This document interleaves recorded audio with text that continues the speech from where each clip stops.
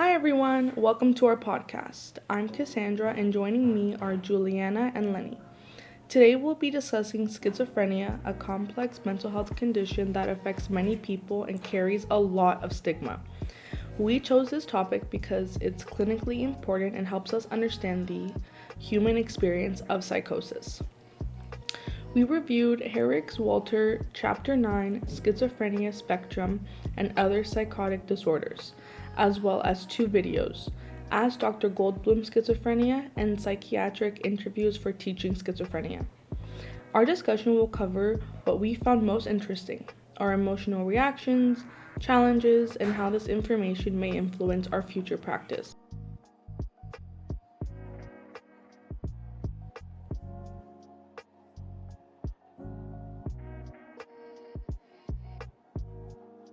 So, Juliana, to start off, what did you find new or surprising when going through these resources? Hi everyone, and thanks Cassandra.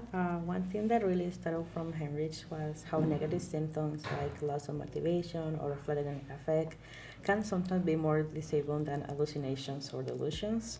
I didn't realize that even when positive symptoms are managed with medication, negative symptoms often persist and affect daily functions. Also, from the video, it was fascinating to see how patients perceive delusions as completely real. In the video, as Dr. Goldum, a patient described hearing voices that seemed like real people talking to them. That sounds very scary for me. And in the psychiatric interview video, Andy experienced delusions of persecution with his housemates and a government conspiracy. And this made me realize how important empathy is when working with clients.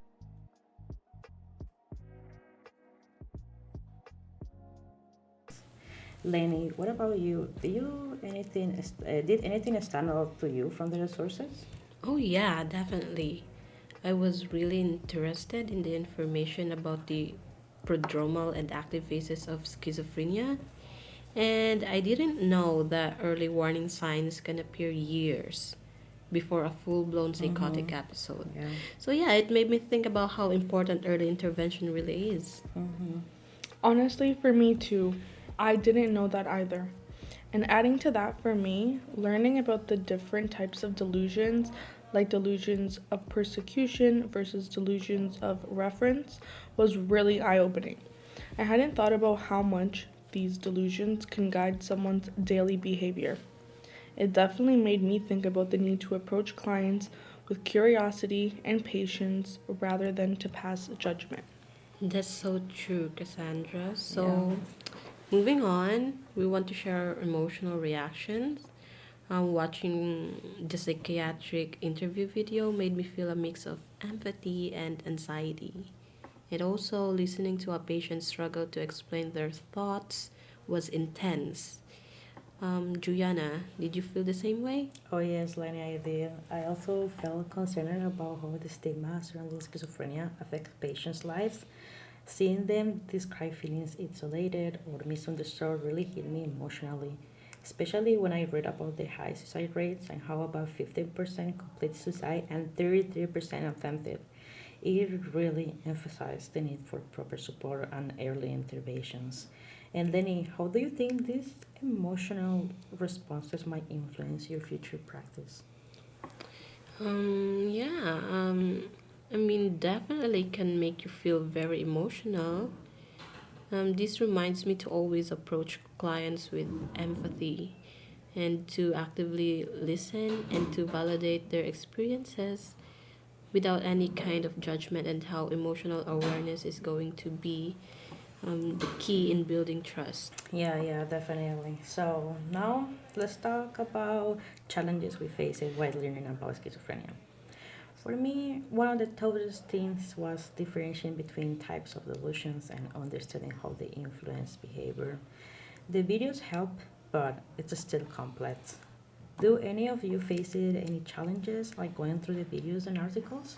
Yeah, understanding catatonia and disorganized motor symptoms was tricky. So, yeah, seeing them in real life helped, but it's hard to fully grasp how these symptoms affect day to day functioning. Mm-hmm. Yeah. I know, honestly, for me, it was fully understanding negative symptoms and their persistence, even when positive symptoms are being treated. It made me realize why psychosocial support is so important and not just medication. Yeah, sure. Okay, so moving on, we're going to talk about how this will influence our future practice. Learning about schizophrenia has helped me understand the importance of recognizing early warning signs and providing support before symptoms escalate. Yeah, it showed me how crucial family and community support are. In my future practice, I would want to work with families to reduce relapse and help clients maintain stable housing and social connections. Yeah, me too. I also learned that working with clients with schizophrenia requires a team approach. Interdisciplinary care through programs like ACT teams is essential. So, this will definitely shape how I coordinate with other professionals in my practice. Yeah, for sure. Yeah. Yep. So, next we have recommendations for course content. I'd recommend keeping the patient videos because they provide real life perspective that will help students understand schizophrenia beyond theory. Absolutely. I also think more examples of real patients' experience could enhance understanding. And any of you would like suggest something else in the course? Like I think was very complete, but I think like maybe the teacher could add more like reading content, like more because was we only have one article available for reading. So maybe a couple of like other articles would be great for our learning. What you guys think about it? Yes, I also agree, and I would also like to add more information on community programs and psychosocial rehabilitation, like ACT teams, because it shows how recovery could be supported outside of hospitals.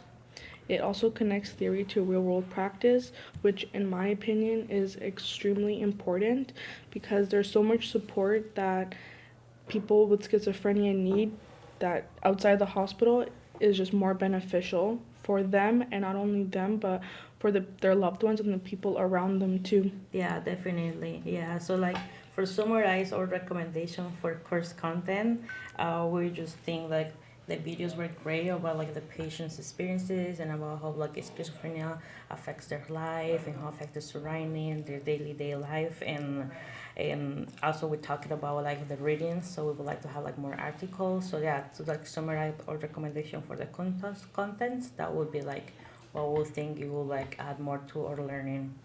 Yeah, even to have someone like a guest speaker or anyone to come to the class and talk to us about their experience of what they've gone through with schizophrenia, and even a family member, I think having a guest speaker, someone that has the experience, would definitely be beneficial and so knowledgeable for us and for our future practice and for our future careers. Yeah, yeah, definitely.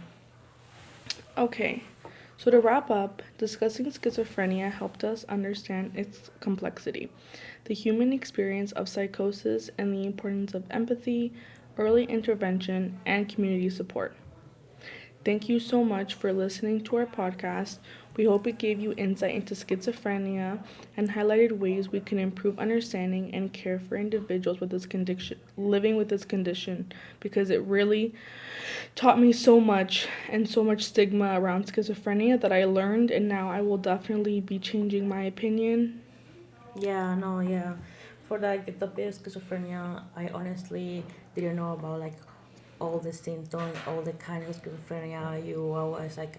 I was feeling like a little bit like lost on the topic and like looking at all like the symptoms and even people that they grow up and they don't even have this, they don't even know that they have a schizophrenia. Like that really like impacted me knowing that like it could be me or someone else that you see them but they're having like fully experience the symptoms like right away. So so knowing that it takes time to develop. Also like things like trauma can affect it and kind of like like all this like all these things that kind of influence it, and then they can affect people with schizophrenia. It's like really shocking for me. It like really was emotional for me, and it kind of show how like everyone should be like more like empathetic with other people. Like we don't know what other people are going through, and also that patience empathy and patience are in practice and are essential for us as a practitioners in the future. Yeah.